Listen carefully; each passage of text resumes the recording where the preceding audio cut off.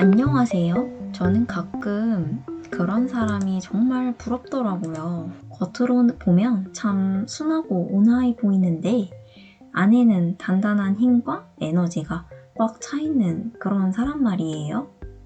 제 주변에 그런 사람이 하나 있었습니다. 굉장히 순둥순둥하고 부드러워 보이는데 왠지 무시할 수 없는 그런 느낌?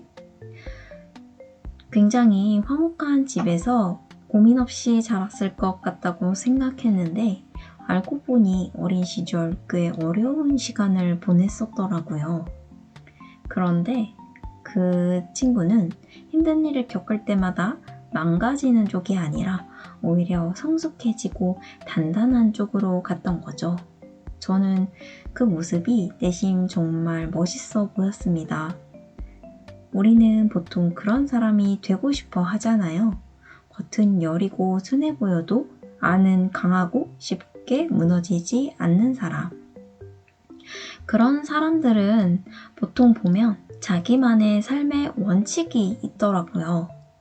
다른 사람의 원칙에 휘둘리지 않고 본인의 기준을 지키는 거죠. 그 친구도 그랬어요. 늘 조용한데 뭔가 확신과 원칙이 있는 것처럼 보였거든요. 그리고 참 신기한 건 그 기운이 행복할 때보다 어려움 속에서 더 빛이 난다는 거예요. 어려운 상황에서도 이 상황이 나를 망치게 둘 순 없다라는 태도를 지녔어요. 저는 그런 모습을 보면서 굉장히 많은 배울 점을 찾게 되었던 것 같습니다. 그런데 가끔은 센 척을 하는 사람들도 있잖아요. 사실 속은 굉장히 약하고 여린데 겉으로만 강한 척하는 그런 말티즈과라고 해야 되나? 그건 대부분의 과거의 상처와 그 상처를 성숙시키지 못한 자세에서 비롯되더라고요. 자기 안에 불안과 약함을 감추려고 포장하는 거죠. 그렇지만 진짜 단단한 사람은 굳이 그렇게 포장하지 않아요. 그냥 있는 그대로의 자신을 보여주면서 조금씩 더 나아가려고 하거든요. 제가 일했던 직장에서 느꼈던 게 있어요. 주장을 해야 될 때 못하면 무시당하는 경우가 있잖아요. 근데 그 친구는 달랐어요. 수용할 때는 수용을 하고 또 주장할 때는 차분하게 근거를 가지고 말을 하더라고요. 흥분하는 모습을 잘 못 봤고 상대방이 들었을 때 공격적으로 들리지 않게 말했어요. 감정적인 부분을 배제하고 상대방의 입장에서 얘기하기. 그게 저는 정말 어렵더라고요. 그래서 저는 몰래 그 부분을 연습하기도 했어요. 일단은 먼저 가까운 친구나 가족에게 그렇게 말하면 나 좀 불편해. 너가 그렇게 말해서 나 되게 속상했어. 라고 표현하는 거죠. 사람이 어떤 불편한 감정에 대해서 상대방에게 느끼게 되면 상대방을 비난하거나 자신을 방어하는 쪽으로 가게 되는데 있는 그대로 자신의 감정에 대해서 표현하는 거예요. 이게 습관이 되면 직장에서도 자연스럽게 할 수가 있더라고요. 또 하나 배운 건 감정을 건강하게 해소하는 거예요. 그 친구는 힘든 일이 있으면 운동을 하거나 아니면 좋아하는 사람들과 대화를 나누더라고요. 억눌린 감정을 약한 사람이나 만만한 사람, 예를 들어 가족이 될 수도 있겠죠? 그런 사람들에게 푸는 것이 아니라 사회적으로 건강한 방법으로 풀어내는 거죠. 걷는 것도 도움이 될 수 있고 러닝이나 아니면 재밌는 것을 보기, 예술 활동, 책 보기 그런 것들이 정말 도움이 많이 된다고 생각해요. 저는 이 친구를 보면서 겉으로는 순해 보여도 안은 단단한 사람이 왜 이렇게 매력적인지 알게 됐어요. 그건 단순히 건강해서가 아니라 어려움 속에서도 성숙해지는 힘을 가지고 있기 때문이더라고요. 그래서 저도 그런 사람이 되고 싶어서 굉장히 노력을 하고 지금도 노력을 하고 있어요.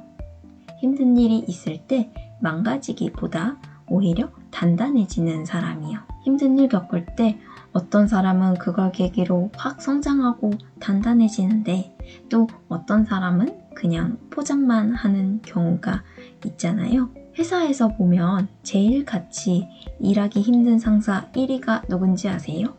바로 감정적인 상사예요.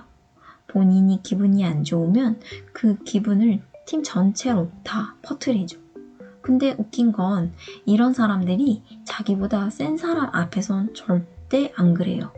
무의식적으로 저 사람은 건드리면 안 되겠다 이런 게 있는 거죠. 그래서 결국 그 부정적인 감정은 어디로 가죠?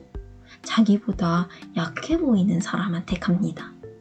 만만한 부하 직원, 후배, 완전 타깃되기 좋죠. 더 억울한 건 그런 사람한테 정말 우리한테 왜 그러세요? 말 너무 심하신 거 아니에요? 라고 말하면 미안해하는 게 아니라 오히려 내가 언제 그랬어? 하면서 화를 내죠. 정말 어이없어요. 왜냐면 본인도 자기가 그러는 걸 모르거든요. 누가 지적하면 공격받았다고 생각하는 거예요. 그래서 제가 내린 결론은 이런 부류는 스스로 깨닫지 않으면 답이 없다. 정말 안 변해요. 그렇다고 우리가 무시당하고 살 수는 없잖아요. 인간관계에서 무시당하지 않으려면 두 가지 타이밍을 잘 잡아야 돼요. 하나는 네 말이 맞네 하고 수용할 때, 그리고 하나는 아니 이건 아닌데 라고 주장할 때. 이 주장 타이밍을 못 잡으면요, 나를 만만하게 보고 무시하는 일이 아마 계속 생길 수도 있어요. 그러니까 참다 한 번쯤은 전 그 말이 좀 불편하네요 라고 차분하게 말할 수 있어야 돼요. 포인트는 흥분하지 않는 거예요.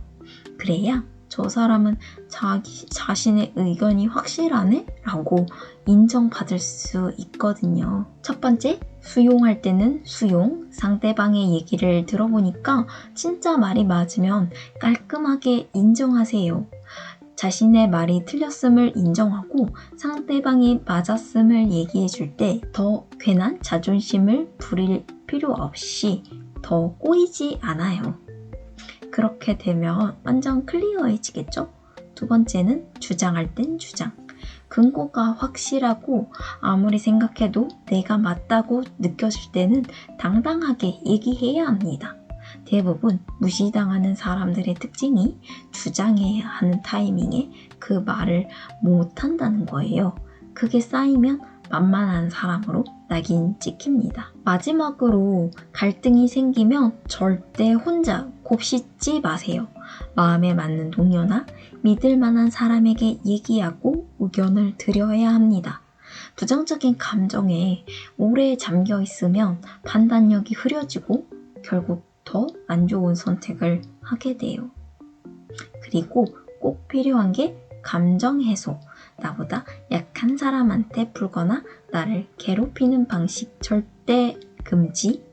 사회적으로 안전하고 인정받는 방식으로 풀어야 합니다. 이 이야기를 들으신 분들은 모두 자신만의 감정으로 감정을 해소하고 더욱 성숙한 사람들이 되길 바래요.